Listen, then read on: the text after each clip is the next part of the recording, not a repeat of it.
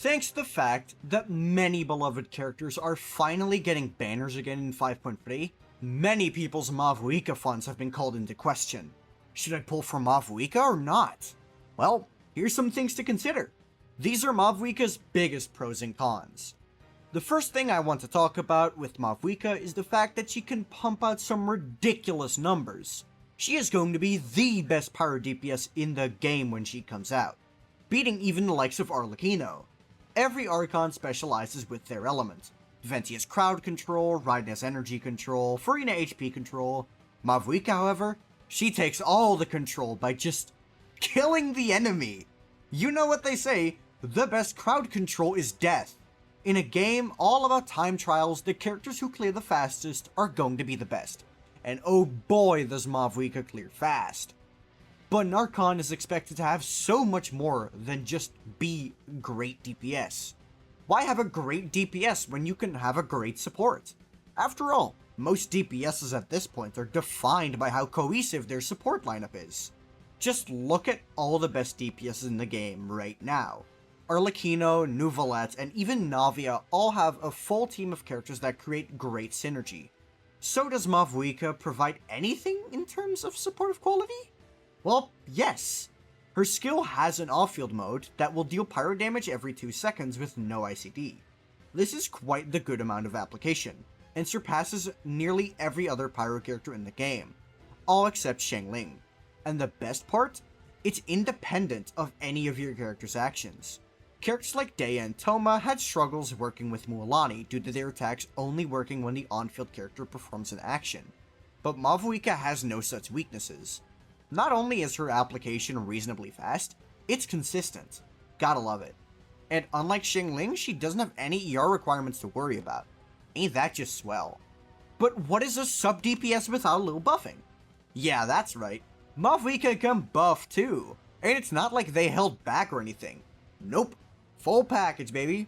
Thanks to Mavuika's A4, she is able to buff your allies with up to 40% damage bonus. Now hold on to your horses. It's not all sunshine and rainbows. This does require that she has the maximum of 200 fighting spirit, and it's a buff that decays over time, so it's not like it's a permanent 40%. In reality, her buff is 0.2% per fighting spirit consumed, so if you only consume the minimum of 100, it's only 20% damage bonus. It will also decay over the course of 20 seconds, so you want to use this as late as possible. But in return, you get a damage bonus that averages to 30% when you have 200 fighting spirit. It doesn't sound all that impressive when you remember that Furina can give you an average of 50% quite easily, and it's also team-wide. Not only that, but it can quite easily reach its cap of 75%. But considering that Mavuika has alternative buffing methods, she can be a DPS, and can also help trigger power resonance for attack scaling carries, it's definitely not the end of the world. Mavuika's buffing is quite competent given the amount of things she can already do on her own. Here's a bit of a lesser pro, but still a pro nonetheless. Since Genshin is all about clearing fast, you want to push out as much damage out as possible, right? Well, what if I told you that Mavuika's burst in a DPS team can vape for over 600,000 damage? That is no joke. That's higher than what most people will get with Navia's E. Do not sleep on her front load damage. Front-loading your damage in the beginning makes it so you can kill bosses faster, as a lot of your damage is dealt in like 2 seconds. This is better than Arlecchino's consistent damage. Another pro is that in multi-wave, she can just one-shot a wave and move on to the next. Another massive benefit to Mavuika is the fact that she can hold one of the most broken artifact sets in the entire game. That of course being the Scroll of the Hero of Cinder City. When you use Mavuika as a sub-DPS, her damage contribution obviously gets lowered. Well, if you're already lowering your damage output, might as well help her buff the team even more. You see, any Natlan support automatically has the biggest ace up their sleeve that you can imagine. Cinder City is no joke. Not only are you able to buff yourself, you can also buff your main carry. The only teams that this will be difficult to proc in are teams where the DPS does not apply much of their element. But those are few and far between nowadays. And even in the teams where that happens, a setup can easily be found to mitigate the issue. 40% damage bonus just for building one set is just too strong to ignore. Now that I've glazed Mavuika to the ends of the earth, let's come down a bit from Fantasyland and talk about the potential reasons Mavuika might not be the greatest for you. First of all, a lot of what Mavuika does is locked behind one simple thing: Night Soul consumption. Now, while Mavuika does have plenty of that on her own, it isn't nearly enough to get her to the expected 200 for the effects of her burst. And that is a big deal.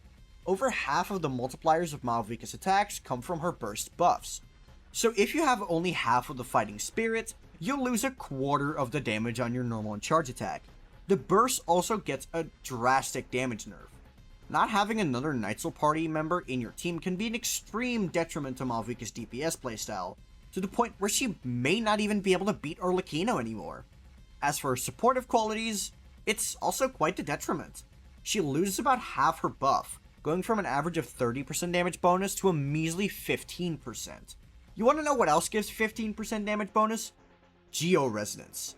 Yeah, her buff starts competing with a Resonance and losing. That is some Baiju A4 levels of sadness. Another issue that Mavuika faces is the fact that her skill's duration with the off-field playstyle is not as good as other Archons. Kind of a nitpick, but it's true. Now I will say that most of Mavuika's teams don't even care. Kinish especially does not care. Mualani might care, but it can be fixed with an easy rotation adjustment. Mavuika has 90 Night Soul total, with a drain of 5 per second. This means her skill will last a total of 18 seconds. Now, while this is a perfectly fine duration, when looking at her Archon competition, it's more dull. Zhongli's 20 seconds, Raiden's 25, Nahida's 25, and then Furina at a whopping 30 on her skill. Compared to other Archons, Mavuika's skill uptime is just not as good. And then finally, we have a concern that every DPS shares. They could be power crept any second. You could call me crazy, but Arlecchino didn't even survive a full patch cycle.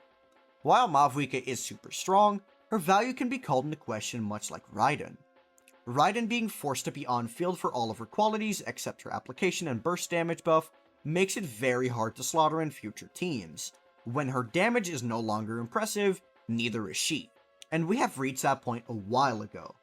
I will say that with Mavuika's strong off-field presence, it will take longer for her to fall off, but her primary playstyle as a DPS will suffer.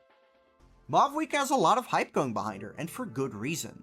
The Archon is always a nation's biggest release, and Natlan will be no different. It's clear Mavuika will shake up the meta a lot, but she definitely isn't reaching the sheer dominance of Furina. I'm just happy that we got an alternative to Xiangling. I can finally keep her on her emblem build, because any team where she would need the full energy set, I will simply chuck in my Inferno Rider. Are you pulling for Mavuika? If so, how far are you going? Let me know in the comments below, and while you're down there, may as well like and subscribe. If you have any further questions or want to go on a discussion with me, be sure to join my Discord or shoot me a message on Twitter. Both are linked in the description. That'll be all from me. Peace.